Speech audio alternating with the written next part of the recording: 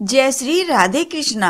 नरोत्तम सेठ ने आज कहीं व्यस्त होने के कारण ईंट भट्टे पर फिर अपने बेटे को ही भेजा था।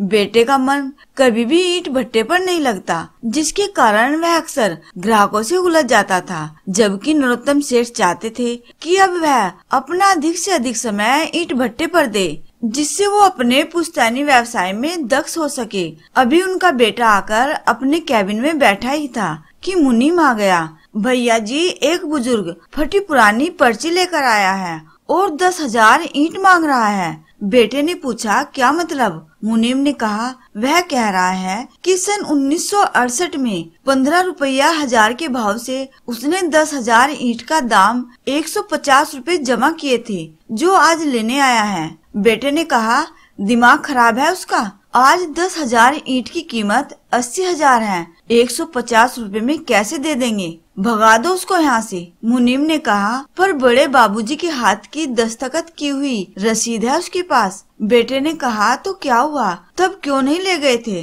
अब जब ईंट का मूल्य 8,000 रुपए प्रति हजार है, तो अब ये 15 रुपए के भाव से ले जाएंगे। सेठ का लड़का अभी मुंशी और बुजुर्ग को डांट ही रहा था कि नरोत्तम सेठ स्वयं आ गए। देखा, बेटा फिर आज किसी से उलझा हुआ है। कारण पूछने पर बेटे ने वह मुड़ी तुड़ी पर्ची सेठ को पकड़ा दी। सेठ पर्ची को देखते ही चौंक गए। अब बुजुर्ग की तरफ ध्यान से देखा और पहचानते ही मुस्कुरा पड़े। धनीराम, कहाँ गायब हो गए थे भाई, पैसा जमा करके? मैंने तब कितनी प्रतीक्षा की थी आपकी। खैर, अब ले जाओ। 10,000 आपकी ईंटें तो मेरे पास है ही। बेटे ने कहा, पर पापा 80,000 की ईंटें 150 रुपए में कैसे संभव है? सेठ ने कहा, बेटा जब इन्होंने पैसा जमा किया था तब वही भाव था। सन 68 से इनका भी 150 रुपया इस ईंट भट्टे में लगा हुआ है और उससे पैसा कमाया है, जिसके कारण हम अपने इस व्यवसाय को इतना बढ़ा सके।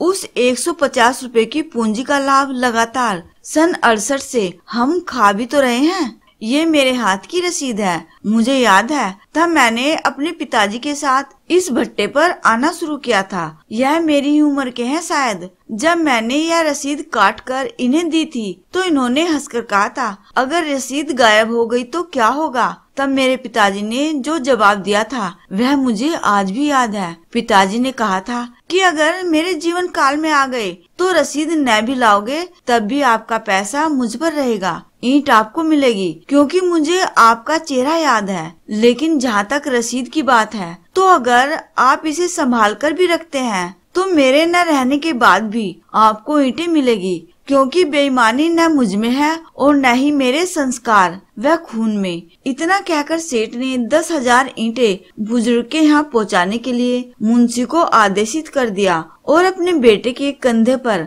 अपना हाथ रखकर बोला, बेटा, तुम्हारे साथ परिस्थितियाँ चाहे कितनी भी प्रतिकूल हो, लेकिन ईमानदारी का पथ कभी न छोड़ना। व्यापार ईमानदारी और पक्की जुबान से फलता फूलता है। छल से कमाई लक्ष्मी ज्यादा दिन नहीं ठहरती। जय श्री राधे कृष्णा।